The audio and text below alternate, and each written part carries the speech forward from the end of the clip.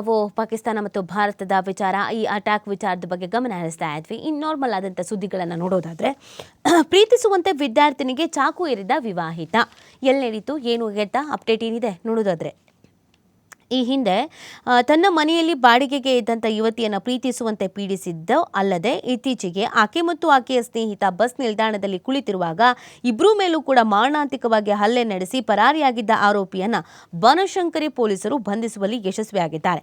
ಕಮಲಾನಗರ ನಿವಾಸಿ ಶ್ರೀಕಾಂತ್ 36 ವರ್ಷ. ಈತನಿಗೆ ಆಲ್ರೆಡಿ ಮದುವೆ ಆಗಿತ್ತು.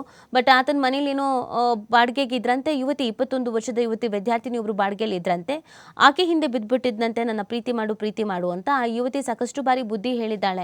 ಕೊನೆಗೆ ಅವಾಯ್ಡ್ ಮಾಡಿದ್ದಾಳೆ. ಕೊನೆಗೆ ತನ್ನ ಹೆಂಡತಿ ಹತ್ರನೂ ಹೋಗಿ ನಿಮ್ಮ ಗಂಡ ಹಿಂಗೆಲ್ಲ ಮಾಡ್ತಾ ಇದ್ದಾರೆ ನೋಡಿ ಅಂತ ಹೇಳಿದ್ದಾರೆ.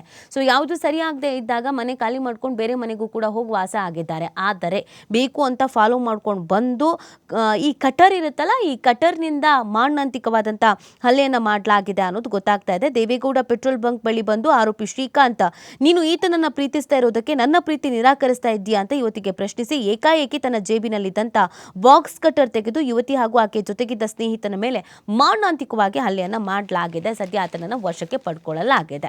ಸೊ ಮದುವೆ ಆಗಿದ್ರೂ ಕೂಡ ಮನೆ ಬಾಡಿಗೆಗೆ ಬಂದಿದ್ದಂಥ ವಿದ್ಯಾರ್ಥಿನಿ ಮೇಲೆ ಈತ ಕಣ್ಣು ಹಾಕಿರುವಂಥ ಘಟನೆ ಇದಾಗಿದೆ. ಈ ಪೊಲೀಸರ ಅತಿಥಿ ಆಗಿದ್ದಾನೆ, ಬುದ್ಧಿ ಕಲಿಸ್ತಾರೆ. ಇನ್ನು ಮುಂದಿನ ಸುದ್ದಿ ಯಾವುದಿದೆ ಅಂತ ಗಮನಿಸೋದಾದ್ರೆ, ರಾಜ್ಯದಲ್ಲಿ ಬೈಕ್ ಟ್ಯಾಕ್ಸಿ ಸೇವೆಗೆ ಬ್ರೇಕ್ ಸೂಚನೆ, ಕೋರ್ಟ್ ಆದೇಶ ಜಾರಿಗೆ ಸಚಿವ ಆದೇಶವನ್ನು ನೀಡಲಾಗಿದೆ. ಇದು ಬಹುದಿನಗಳಿಂದ ಬೇಡಿಕೆ ಇತ್ತು, ಇದಾಗಬೇಕು ಅಂತ.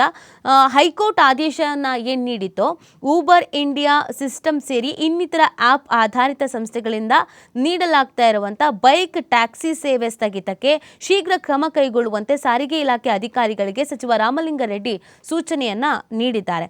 ಬೈಕ್ ಟ್ಯಾಕ್ಸಿ ಸೇವೆ ರದ್ದಿತಿಗೆ ಸಂಬಂಧಿಸಿ ಹೈಕೋರ್ಟ್ನಲ್ಲಿ ದಾಖಲಾಗಿದ್ದ ಅರ್ಜಿ ವಿಚಾರಣೆಯನ್ನು ನಡೆಸಿ Uber India system, Roppen transportation service ಹಾಗೆಯೇ ಎಎನ್ಐಎ ಟೆಕ್ನಾಲಜೀಸ್ ಮುಖಾಂತರವಾಗಿ ನಡೆಸಲಾಗ್ತಿರುವ ಬೈಕ್ ಟ್ಯಾಕ್ಸಿ ಸೇವೆ ಸ್ಥಗಿತಕ್ಕೆ ಏಪ್ರಿಲ್ 2ರಂದು ಆದೇಶಿಸಲಾಗಿತ್ತು. ಬೈಕ್ ಟ್ಯಾಕ್ಸಿ ಸೇವೆಗೆ ಸ್ಥಗಿತಕ್ಕೆ 6 ವಾರಗಳ ಗಡುವನ್ನೂ ವಿಧಿಸಲಾಗಿತ್ತು. ಅದಕ್ಕೆ ಸಂಬಂಧಿಸಿ ಸಾರಿಗೆ ಇಲಾಖೆ ಅಧಿಕಾರಿಗಳು ಈವರೆಗೆ ಬೈಕ್ ಟ್ಯಾಕ್ಸಿ ಸೇವೆಯನ್ನು ಸ್ಥಗಿತ ಮಾಡುವುದಕ್ಕೆ ಯಾವುದೇ ಕ್ರಮವನ್ನು ಕೈಗೊಂಡಿರಲಿಲ್ಲ. ಹೀಗಾಗಿ ಹೈಕೋರ್ಟ್ ಆದೇಶದಂತೆ ಬೈಕ್ ಟ್ಯಾಕ್ಸಿ ಸೇವೆಯನ್ನು ಸ್ಥಗಿತಗೊಳಿಸೋಕೆ ಕ್ರಮ ಕೈಗೊಳ್ಳುವಂತೆ ರಾಮಲಿಂಗಾರೆಡ್ಡಿ